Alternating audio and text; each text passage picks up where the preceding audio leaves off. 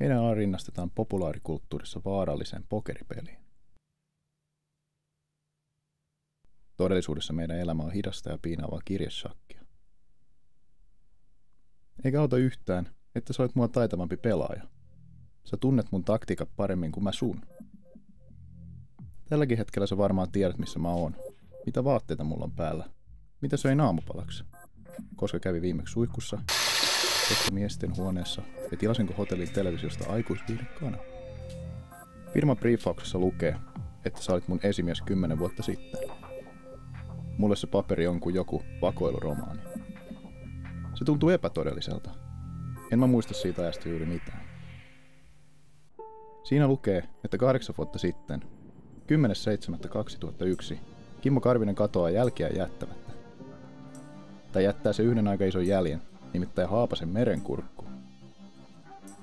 Karvinen on tiedettävästi ollut suorittamassa jotain tehtävää Haapasen kanssa. Haapasta on löyty tylpällä metalliesineellä takaraivolla. Karvisen hallussa on USB-tikku, joka sisältää Lorentz-avaimen.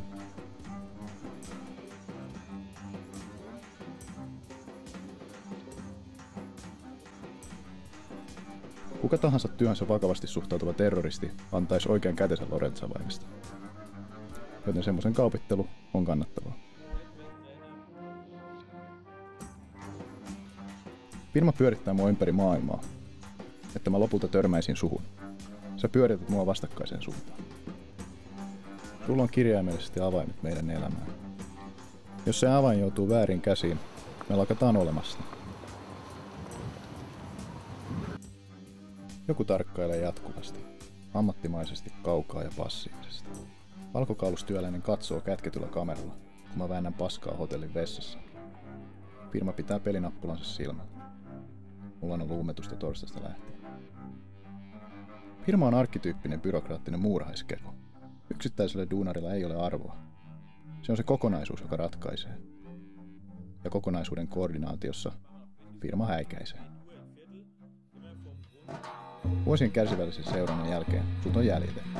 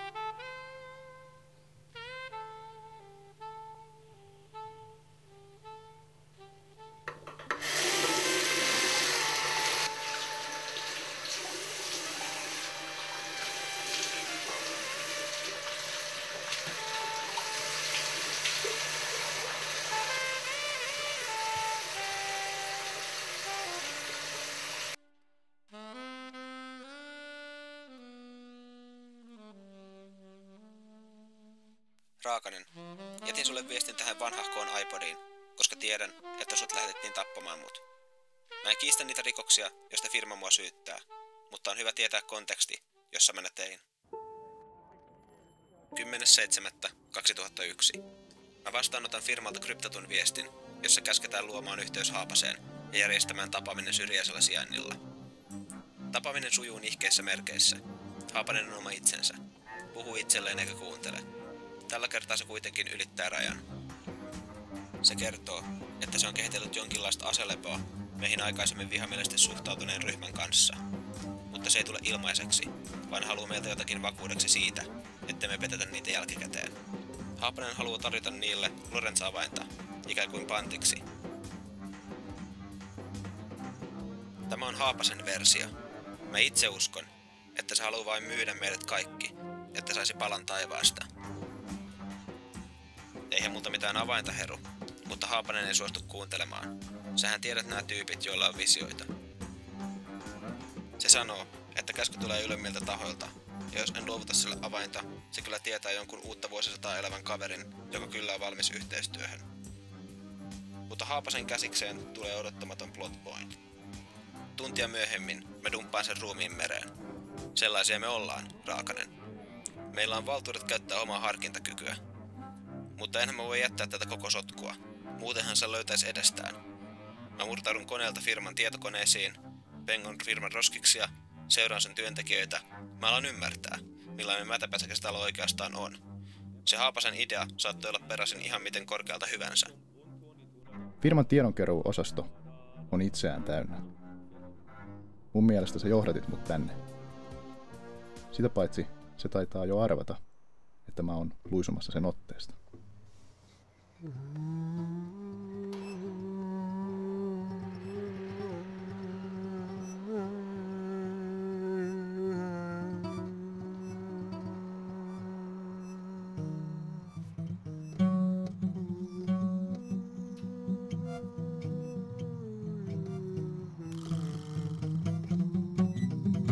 Meillä jäi vähän kesken.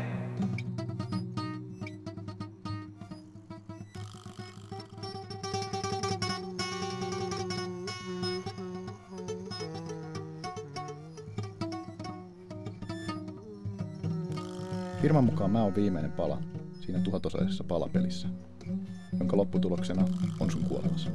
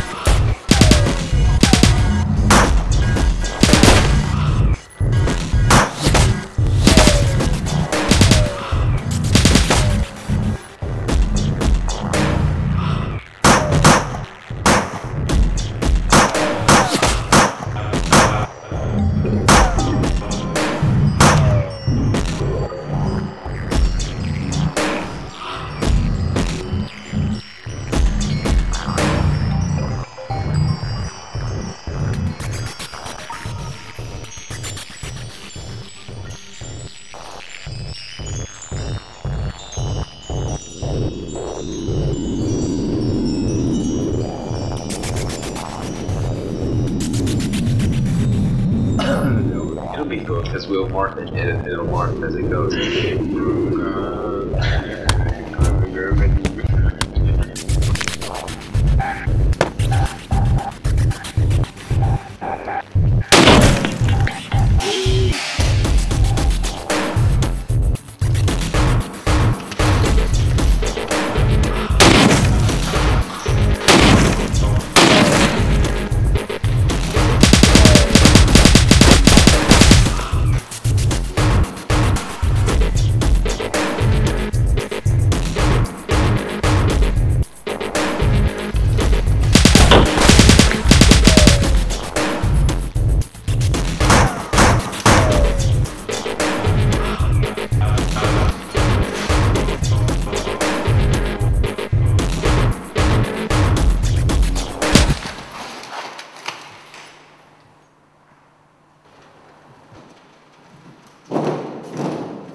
Karvinen, oot sä vaan sama vanha runkku kuin aina ennenkin. Mutta hyvä tietää olevansa hyvisten puolella taas. Se alkoi tossa aika pahasti hämärtyä viime aikoina, että kenenkä puolella tässä oikeastaan saisi olla. Ei se ole niin yksinkertaista. Ei olekaan, mutta leikitään, että olisi.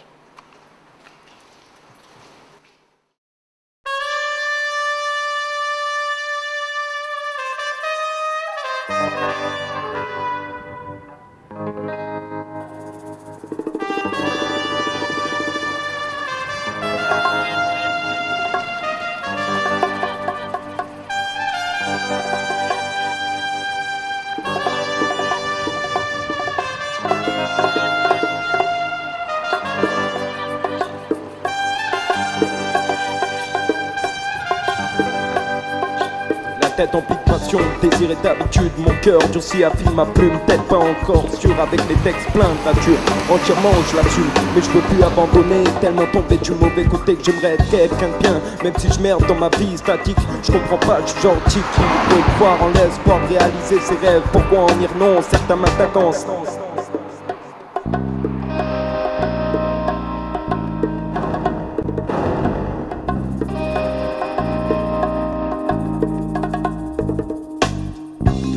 Bon repentir, les heures s'écoulent enfermées dans ma chambre à écrire. Les jours sont dans ma gueule que j'ai pas vu venir. J'ai dû les affronter alors pour me donner de l'élan pour repartir. Je pense au passé, à tous les bons moments de mes souvenirs ancrés. Maintenant coincé dans un étau de gentillesse, haine et tristesse d'une part d'une surprise. À l'intérieur du cœur avec d'usure en prime, je vais faire partir dans la brume, au loin dans les dunes, car mon cœur s'est trop gonflé d'écume. C'est pour ça que j'ai un grand besoin de bol d'air pur pour permettre de recolmater mes fissures. Une paire d'une plus que seule carte.